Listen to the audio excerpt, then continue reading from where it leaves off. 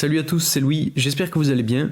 Je fais cette vidéo aujourd'hui pour faire un peu le point sur ce qui est en train de se passer en ce moment pour les cryptos. Comme vous devez sûrement le savoir, on est en train de connaître pas mal de volatilité avec une correction suivie d'un beau rebond qui n'a pas encore fait trop mal, mais qui pourrait tout de même être dangereux pour la suite. On sent bien qu'actuellement ça ne tient pas à grand chose pour continuer encore plus à baisser. Alors attention, je dis pas qu'on va connaître une énorme chute non plus, mais il va falloir rester prudent et surveiller de très près le marché des cryptos. Et c'est justement pour ça que je fais cette vidéo aujourd'hui. Dans cette vidéo, on va donc voir ce qui s'est passé et surtout le plus intéressant, ce qui nous attend pour la suite. On ira donc analyser les courbes d'évolution du prix du Bitcoin et de l'Ether, et on ira voir différents indicateurs, dont certains que je n'ai pas encore évoqués sur cette chaîne et qui peuvent être très importants à regarder.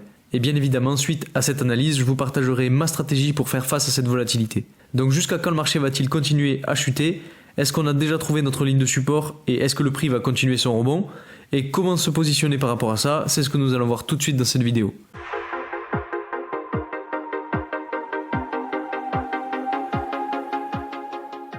On va donc dans cette vidéo analyser dans un premier temps le Bitcoin et l'Ether et leurs évolutions sur plusieurs intervalles de temps. Puis dans un second temps, on ira voir d'autres indicateurs très importants pour comprendre ce mouvement de marché, comme la dominance du Bitcoin, les liquidations, les ratios long-short et le Fear and Greed Index. Et enfin, je vous donnerai ma stratégie et comment je compte me positionner pour la suite.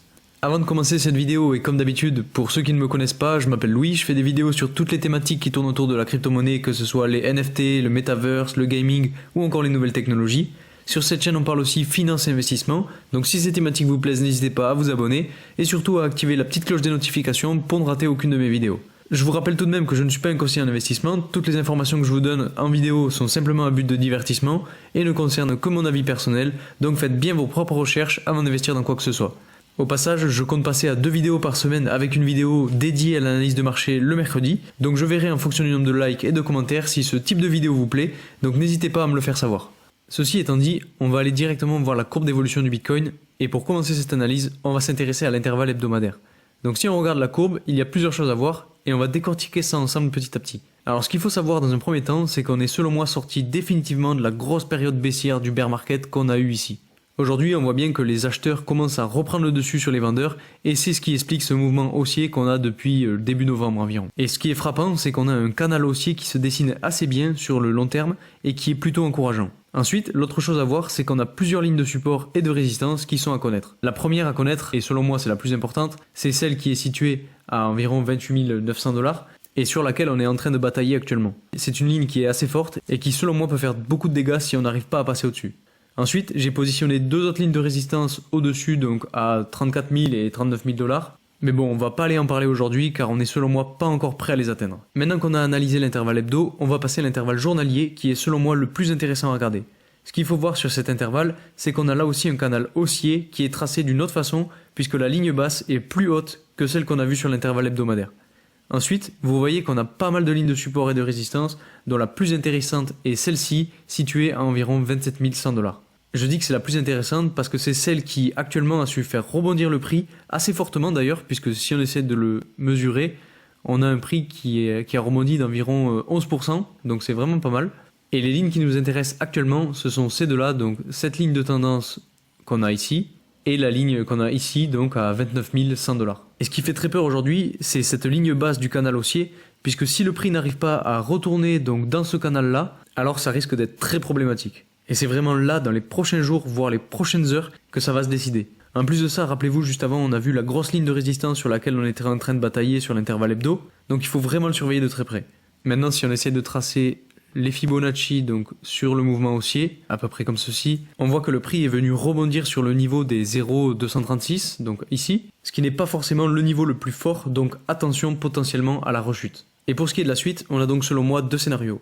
Le premier, c'est le scénario haussier, donc le prix arrive à re-rentrer dans le canal, à continuer sa course à la hausse, et attention, pour avoir une validation de la réintégration du pattern, il faudra qu'on vienne rebondir sur la ligne de tendance, donc ça donnerait peut-être quelque chose comme ceci, et il faudra aussi que le prix arrive à passer au-dessus des grosses lignes de résistance qu'on a ici à peu près, donc aux alentours des 30 200, 30 700 $. Et pour ça, il va falloir une grosse pression acheteuse avec du volume. Pour l'instant, ce n'est pas trop la tendance. Vous allez voir après avec les autres indicateurs, on entrera un peu plus dans le détail. Mais honnêtement, je n'y crois pas trop à ce retournement haussier qu'on est en train de connaître. Ça ressemble un petit peu à un dernier sursaut avant la chute. Et c'est ce qui nous amènerait donc au deuxième scénario, qui serait donc le scénario baissier. Donc dans ce cas, on aurait un rejet sur la ligne de tendance qu'on a ici pour repartir à la baisse, et c'est là qu'il faudra surveiller le niveau entre les 27 700 $ et 27 200 $. Pour l'instant, il a bien tenu bon, donc à plusieurs reprises ici et ici. Ça correspond aussi au niveau des 0,236 de Fibonacci. Donc si ce support est cassé à la baisse, alors là il faudra selon moi s'attendre à pas mal de rouge dans le marché pour les prochains jours. Donc si on le trace, on aurait donc quelque chose comme ça. Soit on vient se faire supporter un petit peu, peut-être se faire rejeter ici et redescendre, aller chercher la limite à 25 000 $.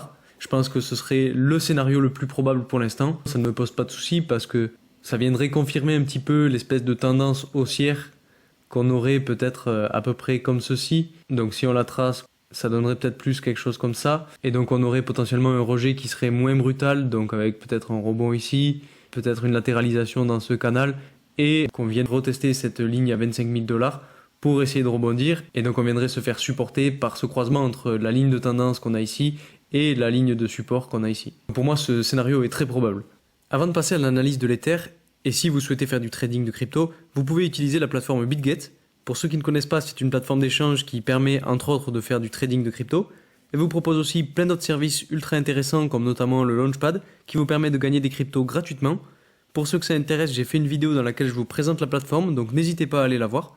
Je vous mets aussi mon lien de parrainage en description qui vous permet d'avoir un bonus pouvant aller jusqu'à 5 000 $ à l'inscription en fonction du montant que vous déposez sur la plateforme.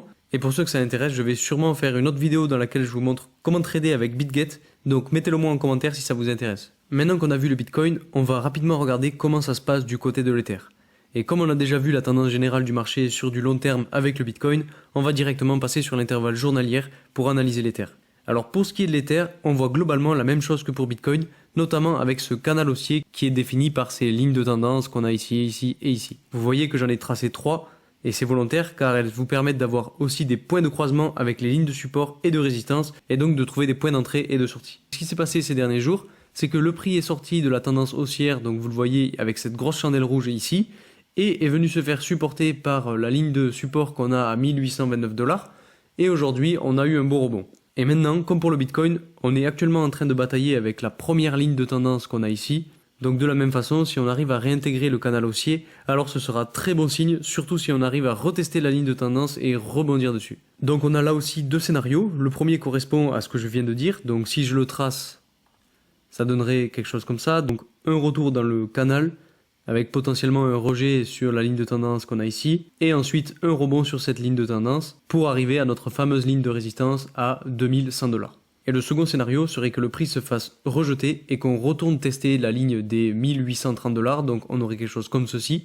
Et finalement, ça ne m'étonnerait pas qu'on voit un pattern comme ceci parce que, bon, en plus de ça, on a une espèce de épaule, tête-épaule qui est en train de se dessiner et donc qui nous amènerait potentiellement à de la baisse future. Et malheureusement, je pense que donc cette résistance-là ne sera pas assez forte et donc on ira encore plus en dessous. Faudra voir comment se comporte le prix aux alentours des 1700 $, mais j'ai bien peur que là aussi ce ne soit pas assez fort. Dans tous les cas, si on arrive à rebondir, je pense qu'on pourra passer un petit moment à latéraliser entre ces deux lignes avant de se décider si on va à la hausse ou si on va à la baisse. Allons voir maintenant où en est la dominance du Bitcoin. Donc je vous parlais de ce graphique lors de ma vidéo sur la Alt Season et a priori il va falloir patienter encore un petit peu pour la voir. On sait que la dominance du Bitcoin est comprise entre ces deux niveaux qu'on a ici et qu'actuellement on est en plein milieu du niveau le plus haut. Et donc ce qui est très intéressant de voir, c'est comment la courbe va se comporter face à ce gros niveau de résistance.